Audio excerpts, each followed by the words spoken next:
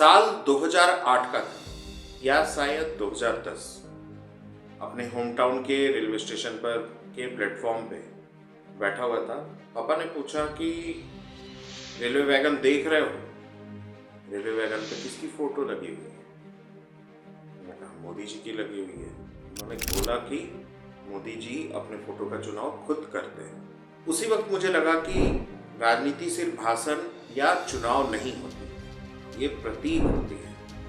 प्रतीक बनने का प्रयास, इमारत खड़ी करने का प्रयास। इमेज मेकओवर में प्रधानमंत्री नरेंद्र मोदी ने लगातार काम किया। कभी कभी विपक्षी दल उन पर कई बार बरसते हैं, मोदी जी ट्रोल भी होते हैं। और ट्रोल इसलिए होते हैं क्योंकि उनको फोटो खिंचवाने का बड़ा शौक है। फोटो खिंचवाने के लिए कभी किसी को आगे कर देते हैं, कभी किसी को पीछे कर देते हैं, कभी कभी किसी को रोक भी लेते हैं। और इस बात पर कई मीम्स आपको सोशल मीडिया पे देखने को मिलेगी। इमेज, प्रतीक और संदेश की लड़ाई होती है। अचानक से हमारा ध्यान बांग्लादेश पर गया। बांग्लादेश में चुनाव होने वाला है और आज ही है वहाँ पर चुनाव।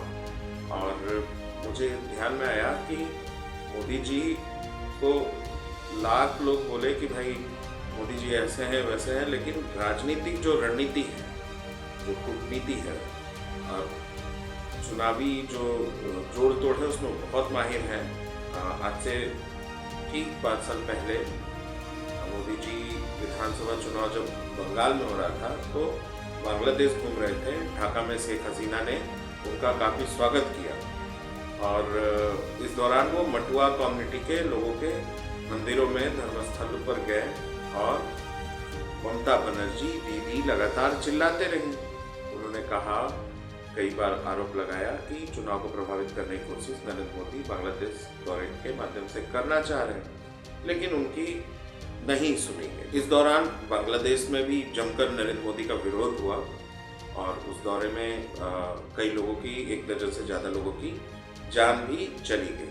मोदी की राजनीति खास है और मोदी की राजनीति खास इसलिए है क्योंकि वो जोड़ते हैं विदेश नीति को घरेलू राजनीति से, धार्मिक पहचान को सांस्कृतिक संबंध से। आज बांग्लादेश में चुनाव हो रहे हैं और बीएनपी जो है खालिदा जिया की पार्टी, खालिदा जिया तो अब नहीं है इस दुनिया में, तो उनके बेटे चुनावी मैदान में है और जमात भी चुनावी मैदान है। वो जमात चुनावी मैदान में है जिस पर हमेशा आरोप लगता रहा है कि उसने पाकिस्तान का समर्थन किया था। बांग्लादेश में आज भी एक बड़ा तबका जो है जो जमात को विरोधी, विद्रोही, बांग्लादेश निर्माण का विरोधी मानता है।